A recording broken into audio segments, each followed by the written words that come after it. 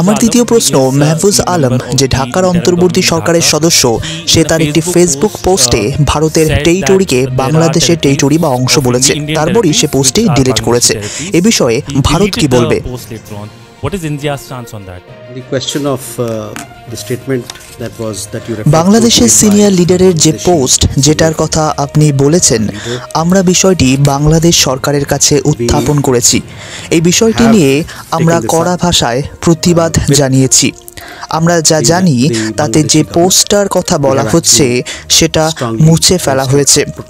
জনসমক্ষে যে মন্তব্য করা হচ্ছে তা নিয়ে সংশ্লিষ্ট সকল লোকজনকে সংযত থাকার বিষয়ে আমরা মনে করিয়ে দিচ্ছি। ভারত যখন বারবার বাংলাদেশের মানুষ এবং বাংলাদেশের অন্তর্বর্তীকালীন সরকারের সঙ্গে সম্পর্ক গড়ে তোলার আগ্রহ প্রকাশ করেছে, তখন এরকম মন্তব্য থেকে প্রমাণিত হয় যে জনসমক্ষে এরকম বক্তব্য পেশ করার ক্ষেত্রে আরও দায়িত্ববান হতে হবে। আমরা আবারও বাংলাদেশ সরকারকে বলতে চাই, আমরা এর বিরুদ্ধে কড়া নিন্দা জ্ঞাপন করছি।